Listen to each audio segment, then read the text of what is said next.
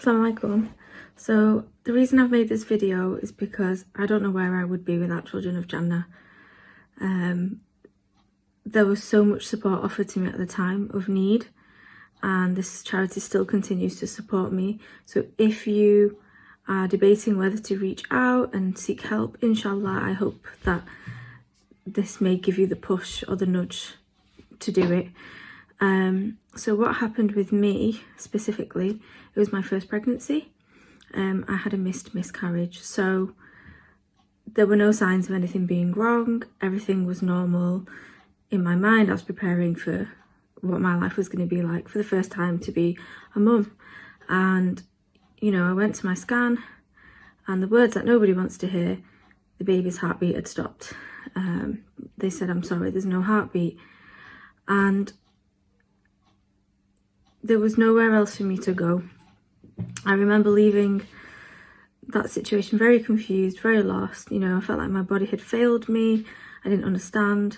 And I just remember searching online, trying to look for lost charities and support. And I was looking for faith-specific ones. And, you know, that's when I found Children of Jannah.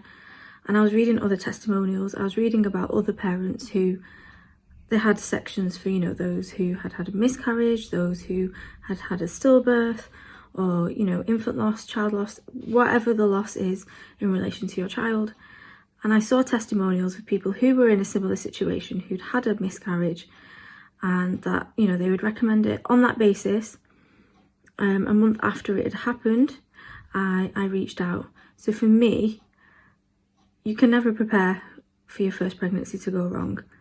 Why would you? You don't know. Until you get pregnant in the first place, you don't even know, you know, that you can get pregnant. Well, for me anyway, that's how it felt. And when you have your heart set on something and a dream, and you just don't foresee that news could happen.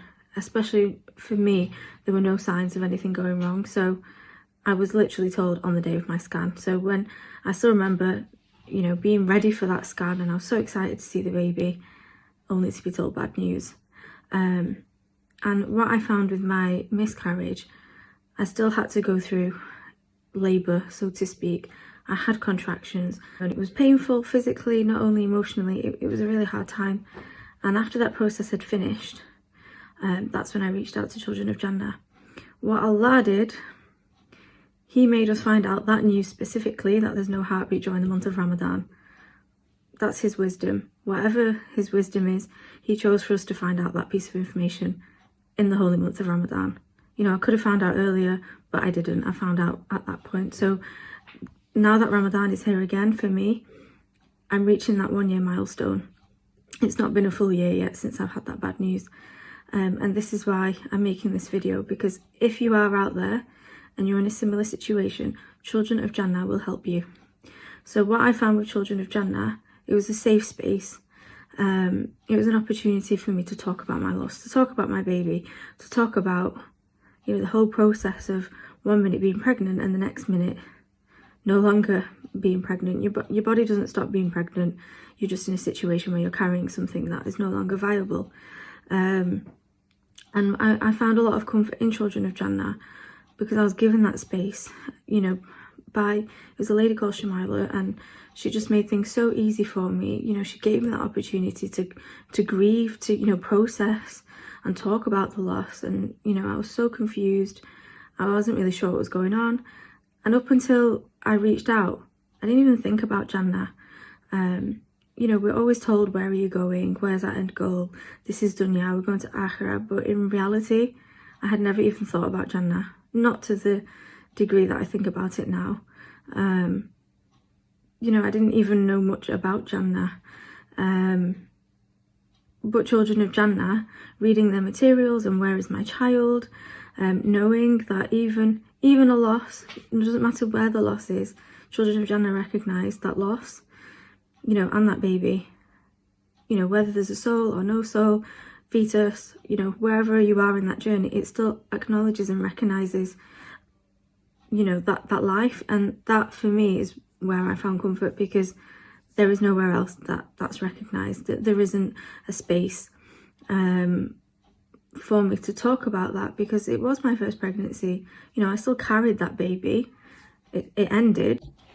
I left the hospital in such a state that I never got that scan picture. And I remember thinking about it months after, when I did start seeking support, Children of Jannah.